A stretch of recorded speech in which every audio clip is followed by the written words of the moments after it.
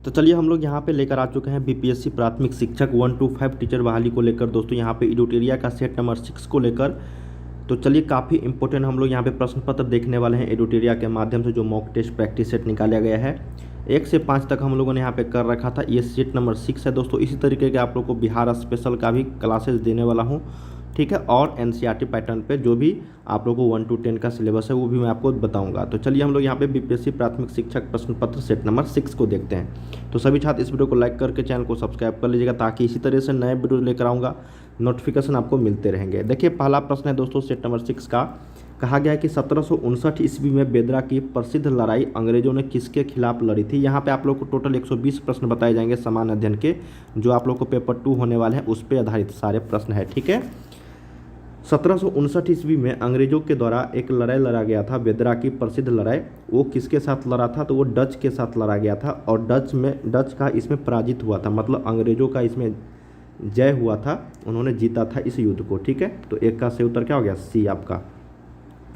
चलिए second number प्रश्न देखते हैं। कहा गया कि राजनीति छोड़ने वाले पुदुचेरी में सेवा निर्मित होने और वहाँ एक आश्रम स्थापित करने वाले जो नेता थे वो कौन थे। काफ़ी इंपॉर्टेंट प्रश्न है कि राजनीति वो छोड़ दिए थे और पुदुचेरी में सेवा निर्मित हो गया था और वहाँ एक आश्रम स्थापित कर दिया था, ठीक है। तो उस नेता का नाम था श्री अरविंद घोष। क्या नाम था, श्री अरविंद घोष। तो सही उत्तर क्या हो जाएगा, डो का डी करेक्ट हो जाएगी, अरविंद घोष।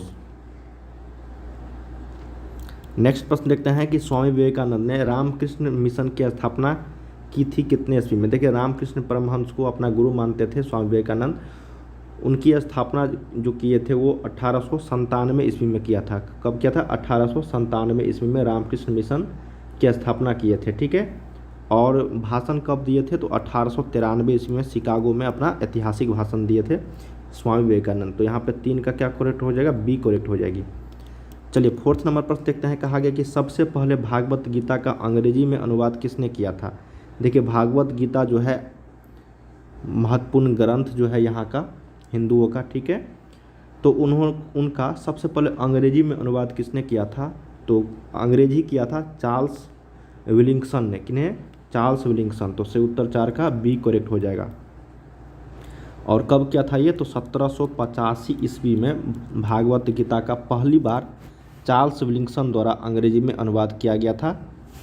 और ब्रिटिश ईस्ट इंडिया कंपनी द्वारा भागवत गीता या फिर कृष्ण और अर्जुन के संवाद के रूप में इसे प्रकाशित किया गया था। तो 4 का सही उत्तर बी। चलिए फिफ्थ नंबर प्रश्न देखते हैं कि लॉर्ड वेलेस्ली की सहायक संधि को सर्वप्रथम किस शासक ने स्वीकार किया था। देखिए लॉर्ड वेलेस्ली की जो सहायक संधि थी, तो सर्वप्रथम जो है वो हैदराबाद के निजाम नामक शासक ने इनको स्वीकार किया था। तो सही उत्तर आपका 5 का ए करेक्ट हो जाएगा। और ये 1798 से लेकर और 1800 में, ठीक है, इसी के बीच ये स्वीकार किया गया था सहायक संधि। अगला है कि निम्नलिखित में से किसने 1857 की क्रांति को सभ्यता और बर्बरता का संघर्ष कहा था। इसका नाम है टी.आर. होम्स। क्या नाम है, टी.आर. होम्स ने 1857 की क्रांति को सभ्यता और बर्बरता का संघर्ष कहे थे, ठीक है। और डब्ल्यू टेलर एवं जेम्स ऑट्रम जो थे, ये दोनों मिलके ये हिंदू मुस्लिम षड्यंत्र रचा था, ठीक है।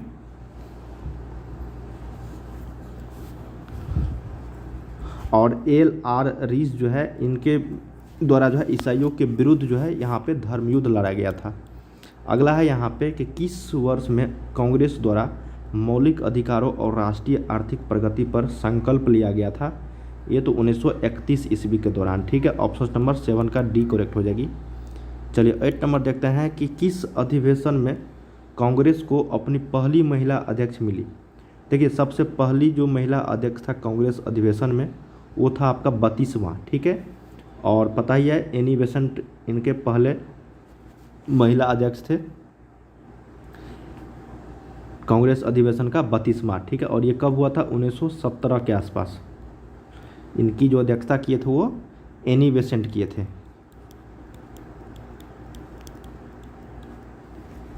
और अगर जब प्रथम, देखो यहाँ पे प्रथम महिला है, अगर प्रथम भारतीय महिला पूछा जाएगा, प्रथम भारतीय महिला, तब आपको लगाना है सरोजिनी नायडू। और सरोजिनी नायडू कब थे, तो 40वां अधिवेशन जो कानपुर में हुआ था। ठीक है। 9 नंबर है कि निम्नलिखित में से समाचार पत्रों और उनके संपादकों का नाम दिया गया है, तो आपको लगाना है टिक। ठीक है। तो देखो यहाँ पे क्या, स्वदेश मित्रन,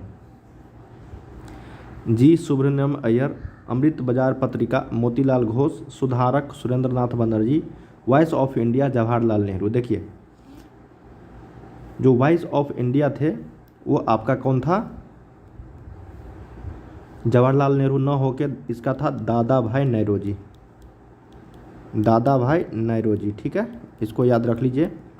सुधारक जो थे, सुधारक वो थे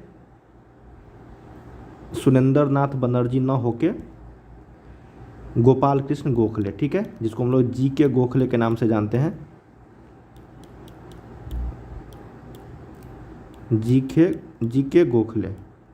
और ये जो बाकी है स्वदेश मित्रन, जी सुब्रमण्यम अय्यर, ये आपका सही है। और ये आपका अमृत बाजार पत्रिका जो है ये भी आपका मोतीलाल घोष या फिर शिशिर कुमार घोष, ये आपका दोनों सही है। ठीक है, स्वदेश मित्रन जी सुब्रमण्यम अय्यर ये सही है, और अमृत बाजार पत्रिका मोतीलाल घोष ये सही है। बाकी जो 3 नंबर और 4 नंबर जो था ये गलत है। जो यहाँ पे सुधारक जो थे वो जी.के. गोखले थे, और voice of India Jawaharlal Nehru ना होकर दादा भाई नौरोजी थे। तो चलिए हम लोग यहाँ पे ऑप्शंस देखते हैं। तो नीचे दिए गए कूट का प्रयोग करके सही सुलेमित लगाना था हम लोग को। तो सही सुलेमित में केवल 1 और 2 सही था, बाकी सारे गलती थे। तो केवल 1 और 2 यहाँ पे सही हो जाएगा, तो 9 का 1 करेक्ट हो जाएगा। चलिए 10 नंबर प्रश्न देखते हैं कि अंतर्राष्ट्रीय कला महोत्सव का आयोजन कहाँ किया गया है। देखिए अंतर्राष्ट्रीय कला महोत्सव का आयोजन जो है ये दिल्ली में किया गया है। तो ऑप्शन नंबर यहाँ पे 1 करेक्ट हो जाएगा। ठीक है, कर्तव्य पथ पर, दिल्ली के कर्तव्य पथ पर ये आयोजन किया गया था। इस योजना में जो था मुख्य रूप से महिला सशक्तिकरण पर, नदियों की सफाई पर, देश को स्वच्छ और बीमारी मुक्त रखने के लिए और पर्यावरण के संरक्षण जैसे वाक्यों को थीम के रूप में इस महोत्सव में लिया गया था। अगला है कि भारतीय विश्वविद्यालय अधिनियम किसके शासनकाल में पारित हुआ था। देखिए भारतीय विश्वविद्यालय जो था वो आपको लॉर्ड कर्जन के समय में हुआ था। ठीक है, तो लॉर्ड कर्जन आप लोग जानते होंगे 1905 के आसपास। तो ये 1902 के आसपास में ये अधिनियम लाया गया था, भारतीय विश्वविद्यालय अधिनियम। तो किसके शासनकाल में, तो लॉर्ड कर्जन के शासनकाल में हुआ था। ठीक है, 1904 के 1905 से पहले का हुआ था, तो 1904 के आसपास ये लाया गया था। अगला है कि अफगानिस्तान के प्रति आक्रामक नीति का पालन करने वाला वायसराय था। देखिए अफगानिस्तान के प्रति आक्रामक जो नीति का पालन करते थे वो था लॉर्ड लीटन। क्या था, लॉर्ड लीटन। ऑप्शन नंबर आपका बी यहाँ पे करेक्ट हो जाएगा। ठीक है, अफगानिस्तान के प्रति।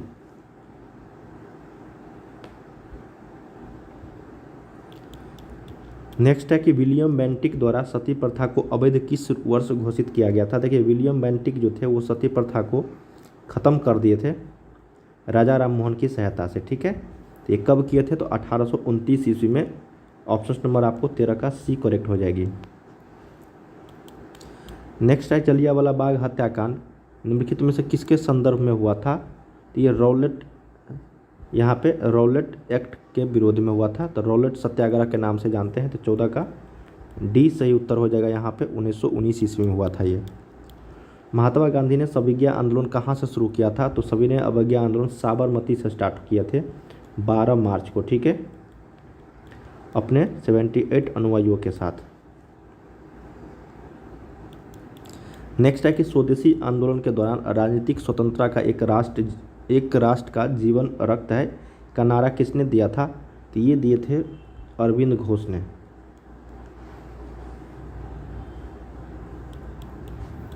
सुभाष चंद्र बोस ने किस देश में आज़ाद हिंद रेडियो की शुरुआत की थी। तो जब वो जर्मनी में थे तभी इनका स्थापना किए थे, शुरुआत किए थे। तो जर्मनी में जाके उन्होंने आज़ाद हिंद रेडियो की शुरुआत किए थे। ठीक है,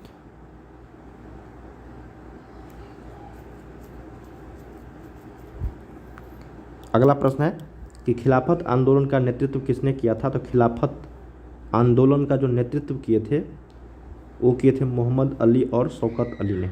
ठीक है, ऑप्शन नंबर 18 का सी करेक्ट हो जाएगा।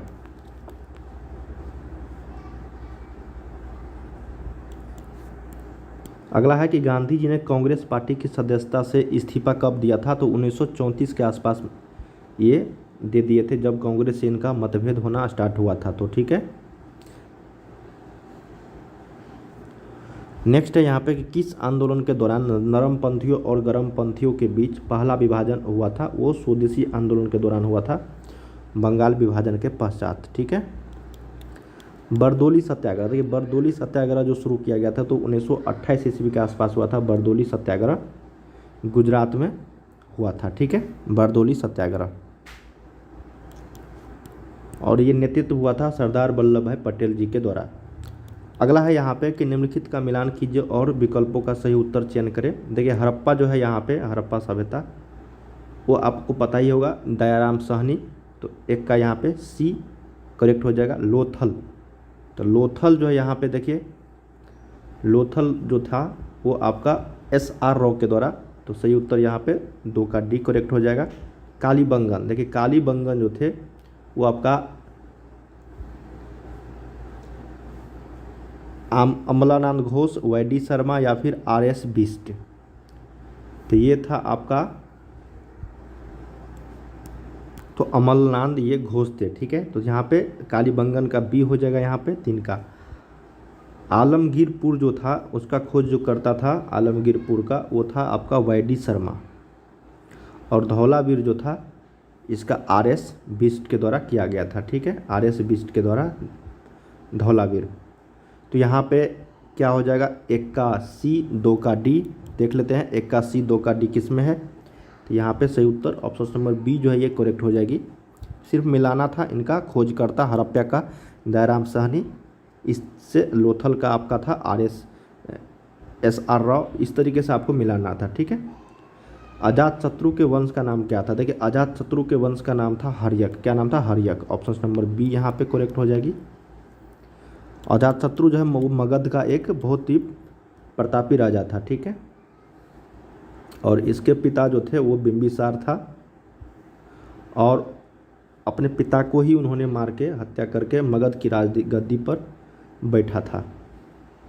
मौर्य काल के दौरान संस्था और संचारी थे, देखिए मौर्य काल के दौरान जो संस्था और संचारी जो थे वो जासूस थे, ऑप्शन नंबर 24 का बी करेक्ट हो जाएगा। 25 देखते हैं कि गुप्त काल के दौरान सुदर्शन झील की मरम्मत किसने की थी, इसका नाम था पर्णदत्त, क्या नाम था, पर्णदत्त। ठीक है, ऑप्शन नंबर यहाँ पे ए करेक्ट हो गया। अगला है कि महान रचनात्मक लेखक अश्वघोष ने निम्नलिखित में से किस शासक का संरक्षण प्राप्त किया था, कनिष्क का, किसने, कनिष्क का यहाँ पे संरक्षण प्राप्त किया था, तो 26 का सही उत्तर ए करेक्ट हो जाएगा। 27 देखते हैं कि सर्जरी का जनक किसे कहा जाता था, तो देखिए सर्जरी का जनक सुश्रुत को कहा जाता है। सुश्रुत जो है प्राचीन काल के एक महान चिकित्सक थे। अगला है कि मनुस्मृति मुख्य रूप से संबंधित है, देखिए मनुस्मृति जो है मुख्य रूप से संबंधित है सामाजिक व्यवस्था से, किससे, तो सामाजिक व्यवस्था से। अगला है कि जैन ग्रंथ परिशिष्ट प्रमाण की रचना किसके द्वारा की गई थी, तो जैन ग्रंथ परिशिष्ट प्रमाण की जो रचना थी वो आपका हेमचंद्र के द्वारा किया गया था, तो ऑप्शन नंबर सी करेक्ट हो जाएगा। 28 30 है यहाँ पे कि प्राचीन भारत के संदर्भ में वानभट्ट द्वारा लिखित जो है अष्टांग संग्रह का संबंध किससे है, तो ये चिकित्सा से संबंधित है, 30 का बी यहाँ पे करेक्ट हो जाएगा। ठीक है, 31 है कि दिल्ली सल्तनत में एकता प्रणाली की शुरुआत किसने की थी, तो इल्तुतमिश जो थे दिल्ली सल्तनत के शासक, उन्होंने ही एकता प्रणाली की शुरुआत किए थे। अगला है कि किस मुगल बादशाह ने इजारा प्रणाली की शुरुआत की थी, उसका नाम था जहांदर शाह। इजारा प्रणाली की शुरुआत करने वाले जो मुगल शासक थे जहांदर शाह। अगला है कि निम्नलिखित में से किसने पुष्टि मार्ग के दर्शन को प्रतिपादित किया था, उसका नाम था वल्लभाचार्य। ठीक है, पुष्टि मार्ग के दर्शन को प्रतिपादित करने वाले जो थे वल्लभाचार्य जी के द्वारा, सी करेक्ट हो जाएगा। अगला है यहाँ पे कि अंतर्राष्ट्रीय परमाणु ऊर्जा अभिकरण IAEA का मुख्यालय कहाँ है, तो ये ऑस्ट्रिया में है, तो ऑप्शन नंबर यहाँ पे 34 का बी करेक्ट हो जाएगा। अगला है सूची 1 और सूची 2 से सम्मिलित कीजिए और कूट का प्रयोग कर सही ऑप्शंस को यहाँ पे सही उत्तर को चूज करना है। जापान, तो जापान जो है वो आइबिस के लिए यहाँ पे है, राष्ट्रीय पक्षी इनका। भारत का तो बाघ है, ऑस्ट्रेलिया का कंगारू है,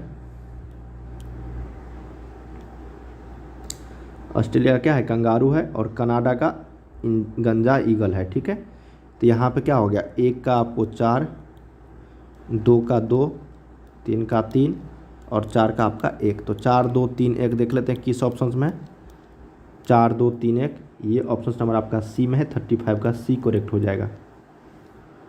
चलिए 37 देखते हैं, 36 कि रूस एवं फिनलैंड की अंतर्राष्ट्रीय सीमा रेखा को क्या कहा जाता है। देखिए रूस एवं फिनलैंड की अंतर्राष्ट्रीय सीमा रेखा को कहा जाता है मेन रहीम रेखा। क्या है, मेन रहीम रेखा। अगला है कि भारतीय स्टॉक बाजार का विनियमन किसके द्वारा किया जाता है। तो भारतीय स्टॉक जो बाजार है उसका सेबी के द्वारा नियंत्रित किया जाता है। ऑप्शन नंबर सी करेक्ट हो जाएगा यहाँ पे। सेबी की जो स्थापना हुआ था वो 12 मई 1992 के आसपास हुआ था। अगला है कि भारत में अंतरिक्ष कार्यक्रम की शुरुआत किस वर्ष की गई थी। तो ये 1962 के आसपास हुआ था।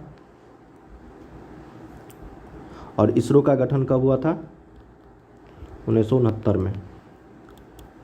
नेक्स्ट है कि निम्नलिखित में से जीवन प्रक्रियाओं को कौन सा युग्म पेड़ पौधों और जीव जंतुओं दोनों में मिलता है।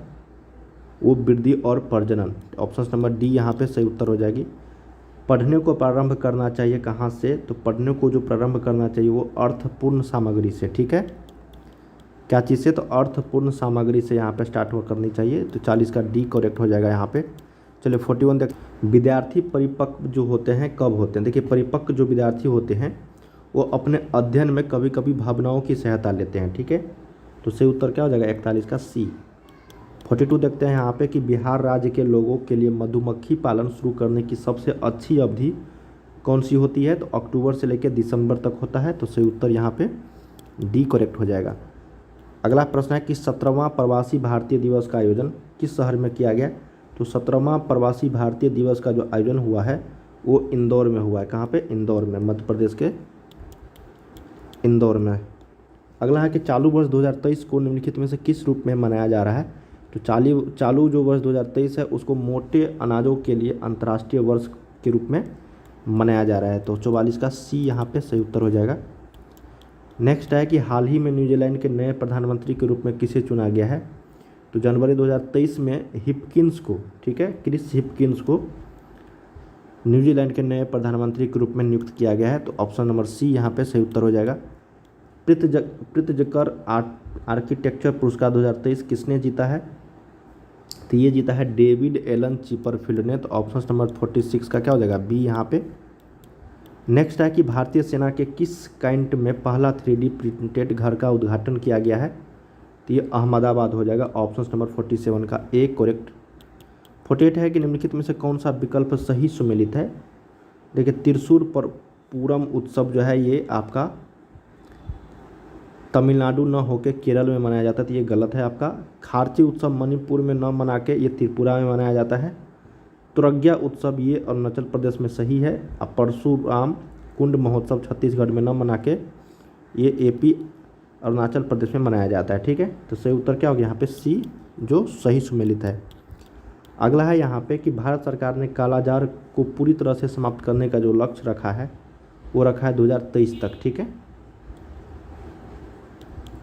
अगला है कि वर्तमान में भारतीय बीमा नियामक और विकास प्राधिकरण IRDAI के जो अध्यक्ष है वो कौन है। तो यह है देवाशीष पांडा। कौन है, देवाशीष पांडा। ऑप्शन नंबर 50 का बी करेक्ट हो जाएगा। 51 नंबर क्वेश्चन है कि मस्तिष्क का कौन सा भाग शरीर का संतुलन बनाए रखता है एवं ऐच्छिक पेशियों के संकुचन पर नियंत्रण रखता है। वह है सेरिबेलम। क्या नाम है, सेरिबेलम। 51 का बी। 52 है कि निम्नलिखित में से परिसंचरण तंत्र का जो अंग नहीं है वो बताना है। तो परिसंचरण तंत्र का जो अंग नहीं है वो है बड़ी आंत। ठीक है, रक्त धमनियाँ हृदय ये सारे हैं। परिसंचरण तंत्र वे तंत्र होते हैं जो शरीर में कोशिकाओं के बीच पोषक तत्वों का संचरण करते रहते हैं। तो रक्त हृदय धमनियाँ ये सारे परिसंचरण तंत्र है और बड़ी आंत जो है ये नहीं है। सरसों किस कुल का पौधा है। तो सरसों जो है ये क्रूसीफेरी कुल का जो है पौधा माना जाता है। जो सरसों हो गया, मूली हो गया, सलजम आदि ये सारे क्रूसीफेरी कुल का पौधा है। नेक्स्ट है यहाँ पे कि मनुष्यों में पुरुषों के यौन गुणसूत्रों में कौन सा समूह होता है? पुरुषों की बात हो रही है, तो पुरुष में जो होता है वो XY होता है, ठीक है। मनुष्यों में पुरुषों के यौन गुणसूत्रों में कौन सा समूह होता है? तो XY। तो ऑप्शन नंबर यहाँ पे C करेक्ट हो जाएगी, ठीक है। और इसकी संख्या 46 होता है। पौधों में लचीलापन किस ऊतक के कारण होता है? देखिए, पौधों में जो लचीलापन होता है वो आपका कॉलेन काइमा ऊतक के सहायता के द्वारा होता है पौधों में लचीलापन। ये करेक्ट हो जाएगा। नेक्स्ट है कि निम्नलिखित में से कौन सा पदार्थ कोशिका में अधिक मात्रा में पाया जाता है? वो जल होता है, ठीक है। जल का मात्रा जो है कोशिका में सबसे अधिक मात्रा में पाया जाता है, लगभग 80%, ठीक है। प्रोटीन 15%, वसा 3%, कार्बोहाइड्रेट और बाकी सारे लवण अकार्बनिक वो 1% के बराबर होता है। अगला है कि निम्नलिखित में से श्वसन तंत्र का हिस्सा है, तो श्वसन तंत्र का हिस्सा वायु कोशिका, श्वास नल या कंठन, इनमें से सारे हो जाएंगे, डी करेक्ट हो जाएगा। अगला है कि एक अंतरिक्ष यात्री यान पृथ्वी के सापेक्ष उच्च गति से यात्रा कर रहा है। अंतरिक्ष यान पर एक घड़ी पृथ्वी पर एक घड़ी की तुलना में धीमी गति से चलती हुई प्रतीत होती है। निम्नलिखित में से कौन सा इस कथन इस घटना की व्याख्या करता है? तो इसका जो सही उत्तर है वो समय सापेक्ष है और प्रेक्षक की गति पर निर्भर करता है, ठीक है। एक करेक्ट हो जाएगा यहाँ पे। 59 है कि किसी वस्तु पर लगने वाले बल को मापने के लिए निम्नलिखित में से किस यंत्र का उपयोग किया जाता है? तो उसका नाम है कमानीदार तराजू या फिर तुला, ठीक है, बी। नेक्स्ट है कि निम्नलिखित में से कौन गुरुत्वाकर्षण बल और दूरी के बीच संबंध का सबसे अच्छा वर्णन करता है? वो होता है दूरी के वर्ग के साथ गुरुत्वाकर्षण बल व्युत्क्रमानुपाती बढ़ता है। क्या हो जाएगा? बढ़ता है, सी करेक्ट हो जाएगा यहाँ पे। गुरुत्वाकर्षण और बल दूरी के बीच का जो रिलेशन बनता है वो यही होता है, दूरी के वर्ग के साथ गुरुत्वाकर्षण बल जो है वो व्युत्क्रमानुपाती बढ़ता है, ठीक है।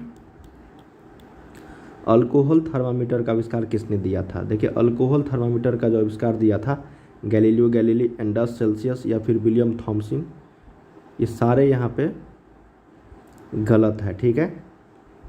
तो क्या हो जाएगा यहाँ पे? इनमें से कोई नहीं।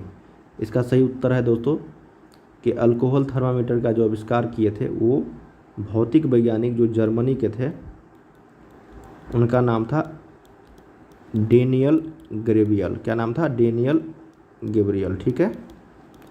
इन्हीं के द्वारा अल्कोहल थर्मामीटर का आविष्कार किया गया था।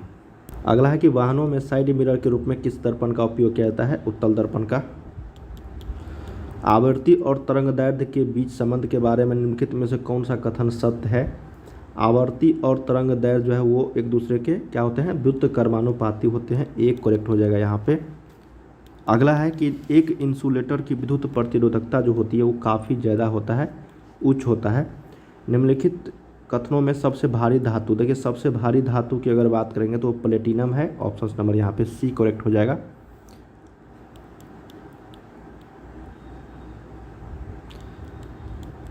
ऑक्सीकारक जो है क्या होता है? देखिए, ऑक्सीकारक जो है निम्नलिखित में से ऑक्सीकरण की प्रक्रिया में सहायक होता है, विद्युत ऋणात्मक अवयव प्रदान करता है, विद्युत ऋणात्मक अवयव ग्रहण करता है। तो उपयुक्त में से यहाँ पे एक से अधिक हो जाएंगे, 66 का यहाँ पे डी करेक्ट हो जाएगा, ठीक है। सहायक भी होता है और ग्रहण भी करता है, ठीक है, ऋणात्मक।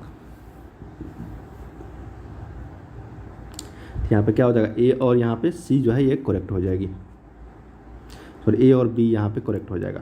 तो उपयुक्त में से एक से अधिक यहाँ पे सही उत्तर हो जाएगा, डी के साथ चलना है हम। अगला है कि निम्नलिखित में से कौन सा तत्व हैलोजन श्रेणी का तत्व है? तो हैलोजन ग्रुप में आयोडीन, क्लोरीन, ब्रोमीन ये सारे हैं, तो इनमें से सभी हो जाएंगे। नेक्स्ट है कि हाइड्रोजन बम बनाने में निम्नलिखित में से किस विधि का प्रयोग किया जाता है? तो नाभिकीय संलयन का, ठीक है। हाइड्रोजन बम बनाने के लिए नाभिकीय संलयन का उपयोग किया जाता है। और जब परमाणु बम बोला जाएगा तो नाभिकीय विघटन, ये परमाणु बम के लिए। नेक्स्ट है कि निम्नलिखित में से पृथ्वी पर सबसे भारी धातु कौन सा है? तो सबसे भारी धातु अभी जस्ट हम लोगों ने पढ़ा, यहाँ पे प्लेटिनम था, यहाँ पे ऑस्मियम हो जाएगा। सबसे भारी धातु क्या हो जाएगा?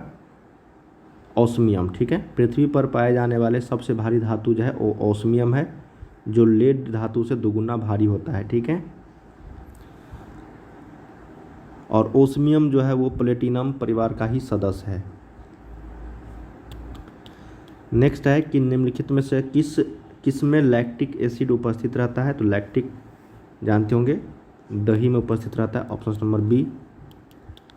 रसायन विज्ञान का जनक, तो रसायन विज्ञान का जनक जो है लेवोजियर को माना जाता है, ऑप्शन नंबर बी यहाँ पे। निम्नलिखित में से किस में ऑक्सीजन अनुपस्थित होते हैं। ऑक्सीजन जो अनुपस्थित होते हैं वो है केरोसिन, केरोसिन में ऑक्सीजन नहीं होता है, ऑप्शन नंबर सी यहाँ पे करेक्ट हो जाएगा। अगला है कि निम्नलिखित में से किस संविधान संशोधन अधिनियम द्वारा पुदुचेरी के निर्वाचित सदस्यों को राष्ट्रपति के निर्वाचन में शामिल किया गया। 17वें संविधान संशोधन अधिनियम के तहत। यहाँ पे ए जो है ये करेक्ट हो जाएगा, ऑप्शन नंबर 17वें। 74 नंबर है कि निम्नलिखित में से किस मामले में सर्वोच्च न्यायालय ने यह निर्णय दिया कि सांसद अनुच्छेद 368 के अधीन मौलिक अधिकारों में संशोधन कर सकती है परंतु संविधान के आधारभूत ढांचे में परिवर्तन नहीं कर सकते हैं। वो थे केशवा आनंद भारती बनाम केरल राज, ऑप्शन नंबर यहाँ पे 74 का जो ये ए करेक्ट हो जाएगा। यहाँ पे 75 देखते हैं कि पंचायती राज सूची जो है वो किस सूची का विषय है। देखिए पंचायती राज जो ये सारे राज्य सूची के विषय हैं, तो ऑप्शन नंबर यहाँ पे ए जो है ये करेक्ट हो जाएगा।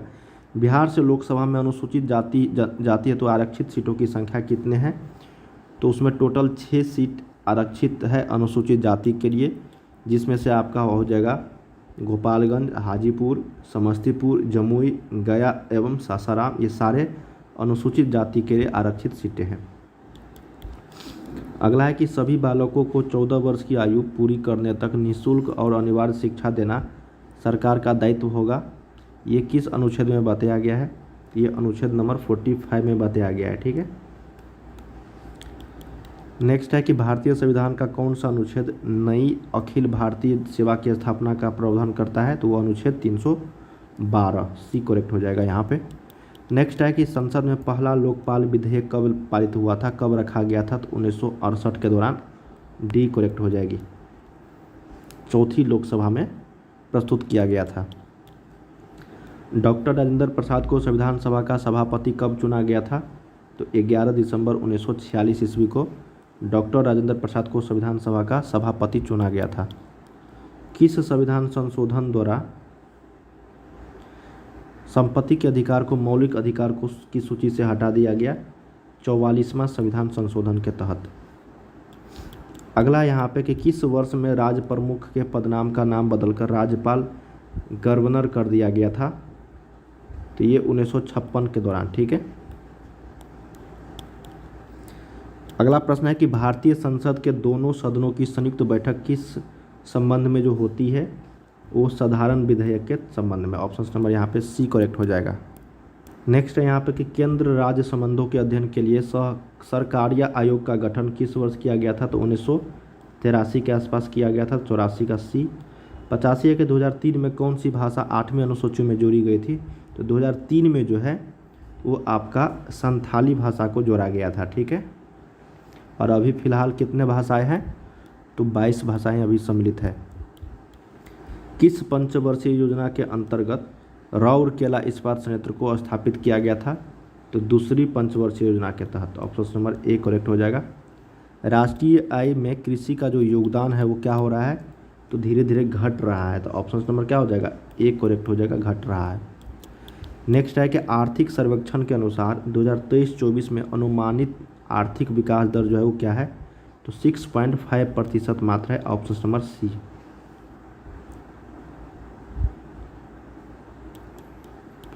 स्वतंत्र भारत का पहला केंद्रीय बजट निम्नलिखित में से किसने पेश किया था। स्वतंत्र भारत का, तो स्वतंत्र भारत का जो सबसे पहला केंद्रीय बजट जो था वो आर.के. शनमुगम चेट्टी के द्वारा किया गया था, जो 26 नवंबर 1947 को स्वतंत्र भारत का अपना पहला केंद्रीय बजट पेश किया था। और पहले वित्त मंत्री के रूप में आर.के. शनमुगम जो थे चेट्टी, वो 1947 से लेकर 1949 तक स्वतंत्र भारत के पहले वित्त मंत्री के रूप में कार्य किया था। अगला प्रश्न है यहाँ पे कि भारत में आधुनिक चीनी उद्योग की शुरुआत कहाँ पर हुई थी। तो बिहार में शुरू हुई थी, ऑप्शन नंबर बी करेक्ट हो जाएगा। वर्तमान में बिहार में जो है 28 चीनी मिलें हैं जो सिर्फ और सिर्फ जिसमें से 9 केवल अभी संचालित है, ठीक है, बाकी सारे बंद हो गए।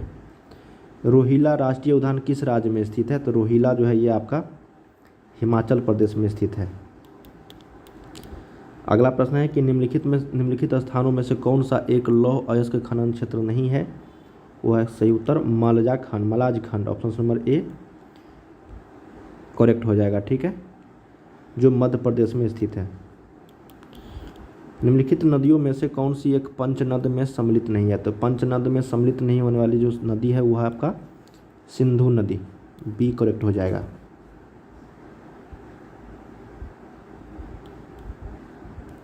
अगला प्रश्न है कि प्रति चक्रवात की विशेषता होती है। देखिए प्रति चक्रवात की जो विशेषता होती है इसका मतलब है स्वच्छ आसमान, option number D. Super computer परम शक्ति को कहाँ स्थापित किया गया? तो आईआईटी खड़गपुर में, ऑप्शन नंबर ए यहाँ पे करेक्ट हो जाएगी। नेक्स्ट है यहाँ पे कि पंबा सिंचाई परियोजना किस राज्य में स्थित है? वो केरल राज्य में स्थित है। काराकुम रेगिस्तान जो स्थित है वो तुर्कमेनिस्तान देश में है, ऑप्शन नंबर ए यहाँ पे। म्यांमार के साथ भारत के कितने राज्यों की सीमा मिलती है? तो टोटल 4 राज्य है जो म्यांमार के साथ मिलता है। अरुणाचल प्रदेश हो गया, मिजोरम हो गया, नागालैंड हो गया और मणिपुर हो गया, ठीक है, और सबसे ज़्यादा जो है वो अरुणाचल प्रदेश की सीमा लगती है। अगला प्रश्न है कि नंदा देवी एवं नंगा पर्वत जो है किस हिमालय के भाग है? तो वो सारे हिमाद्री हिमालय के भाग है। दक्षिण अंडमान एवं लघु अंडमान को जो जोड़ती है उसको हम लोग डंकन पास बोलते हैं, ऑप्शन नंबर सी। तो हम लोगों ने यहाँ पे 1 से लेकर 100 तक जो है सामान्य धन के जो जीके जीएस वाला पोर्शन था वो सारे हम लोग प्रश्न किए हैं। इसके आगे के जो प्रश्न है वो आपको समान मैथ और समान रीजनिंग के प्रश्न हैं जागरूकता के। तो चलिए हम लोग अगले वीडियो में मिलते हैं फिर से नए वीडियोज़ को लेकर, ठीक है, नए सेट को लेकर। तब तक के लिए आप लोग तैयारी करते रहिए। बाय बाय सभी को।